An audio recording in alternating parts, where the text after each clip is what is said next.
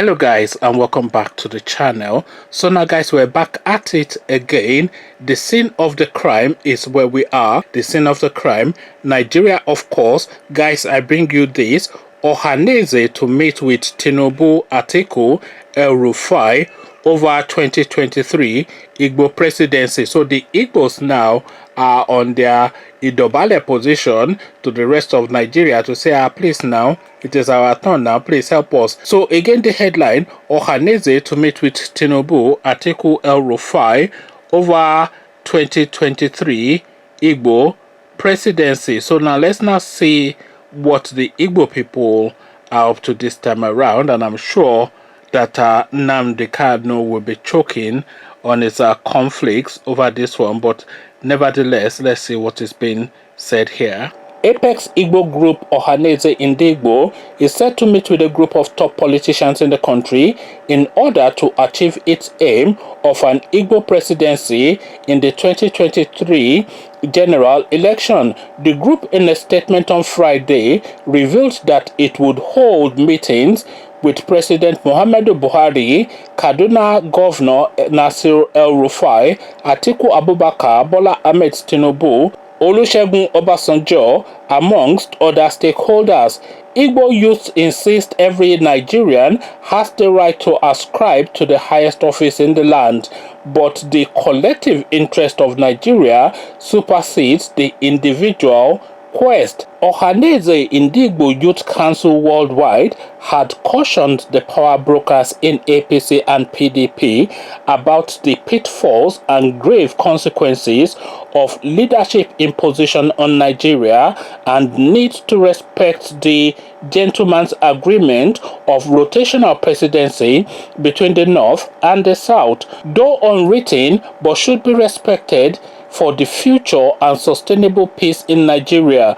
OYC described Nigeria as a nation threatened by personal gains of few political leaders against the collective interest of Nigerians. Any attempt to ambush Igbos, their legitimate political interest to produce president either from South-South or Southeast in 2023 through political parties' ticket will strengthen the agitation of self-determination across the country as Oduduwa and Biafra referendum and independence will gather international recognition and make the future of Nigeria bleak. The group maintained that it will begin negotiations and lobbying after the C-19 pandemic has cleared.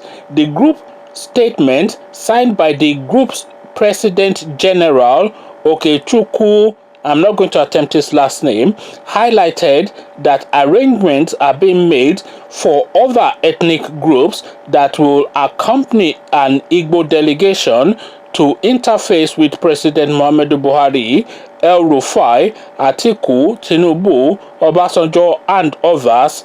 Igbo youth insist every Nigerian has the right to ascribe for the highest office in the land. So now this is not an Indigbo position that is a departure, of course, from I would not say from the popular Igbo position, because of course, because something is the loudest, that doesn't mean it's the most popular, but at least it's a departure from the loud noise that you're hearing from Nnamdi Kanu and his band of merry men, the Nzobu merchants. They make all these drum beats and all this loud chanting and all this brouhaha and hoo-ha, but then when you really put it under the microscope, there's really nothing there, because there's nothing that has happened since this guy has been making all this noise all the way through. So empty noise, and empty noise it is. So that they have parked to one side now, and they have now identified now that the panacea to their situation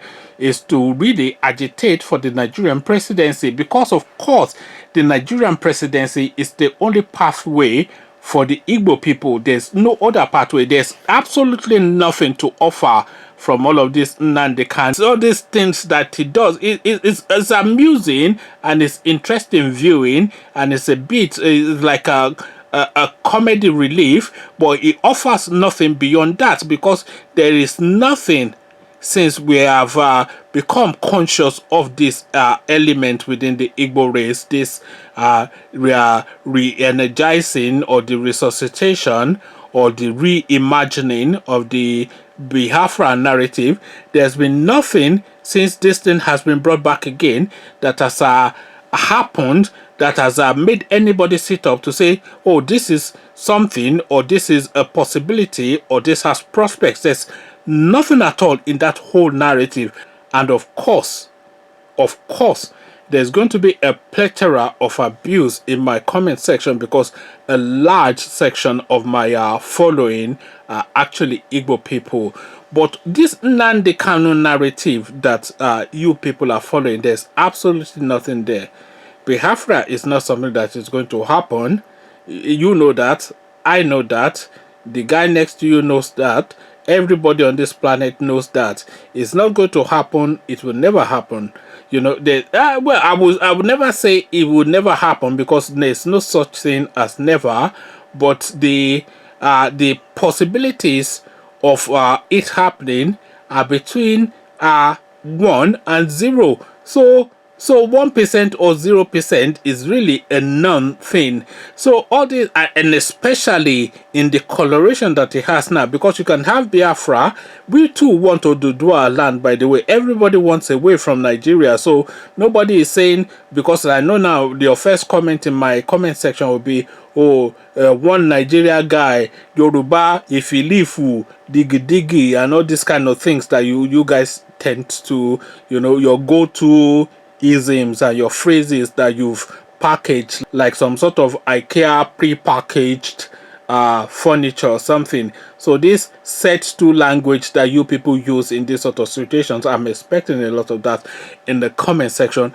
But really, the way out for the Igbo people is to reimagine themselves within the Nigerian situation, because the civil war is 50, 60, going on maybe even 70 years now. So there comes a point in time that you then have to let go of the past and reimagine the future. And that is the point that you guys are in now. So you can either follow this Nzobo thing that Nnamdi Kanu and his band of followers, the fanatics, are doing, or you can have a more intelligent approach and say, okay, we are presently existing within this structure that they've called Nigeria. You are in the situation you are in now.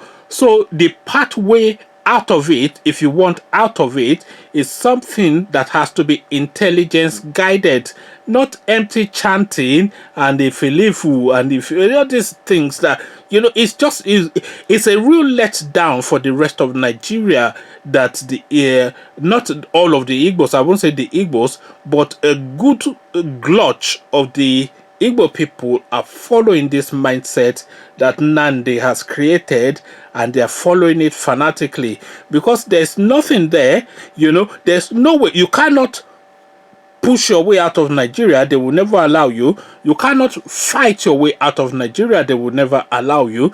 The international community has no real interest in any of your Biafra narrative. You can get some odd senator in some obscure place in America, or some MP, some obscure MP in the UK or whatever. You can get all of these little dots of people saying, hey, yes, we agree. But in terms of the decision-making processes internationally, there's no empathy, no sympathy, or not even hearing of your narrative. So nobody is interested really, outside of your just glotch of Nnamdi Kanu followers chanting Ifilefu, Jubril of Sudan, and Jamjawid, and all these things that you do on these Nnamdi Kanu platforms that you do. So nobody's interested in that. So what you can do as a pathway out of your situation that you have defined for yourself, because I am a Yoruba man, I am from Oyo Alaafin, and I'm an Oyo man. So really, I am not speaking as nothing outside of somebody outside of your understanding. But from an outsider looking in, what your best interest will be best served with is to find a pathway through the present situation that you're in, which is Nigeria, of course, rather than ignoring that Nigeria exists and imagining or kidding yourself that there's such a thing as Biafra. I have checked through the United Nations list of countries, which is where all of the countries on the planet are registered. There's no country called Biafra there. So I don't know, maybe it's in your imagination or in your dreams, but it is not vested in reality. It might be vested in your reality, which is based on a fallacy, but it is not vested in the structures of being that the whole of the rest of the world functions within. So the pathway really is to find a way to get that Igbo presidency. That is the only panacea to the situation that you people have described for yourselves. And by the way, it is not really a pathway and it is not really feasible, because it is highly unlikely that Nigeria will ever have an Igbo president. The Northerners absolutely detest and distrust the Igbo people. I am speaking, but you understand that fully. If you are an Igbo person, male or female, then you understand fully that there's nobody on this planet that detests and distrusts you more than a northerner. So that's the one thing. And then the Yorubas don't particularly detest the Igbos. They don't really care. They like them a little bit, they don't like them a little bit, but they are not really bothered by the Igbo. But the Yorubas are vested in self-interest, and what the Yoruba wants is to have control of the Nigerian state. Conversations in the comment section. I am expecting a lot of attacks on this video, but I have spoken the truth, at least my truth. It may not be your truth, but whatever your truth is, come share them with me in the comment section. But before you do that, click on the red subscribe button so it turns gray. Bell button notifies you every time I drop a new video. Then come tell me what you're making of the idea of an Igbo presidency within the Nigerian space in the comment section. So I leave you here. Carry on with you in the comment section.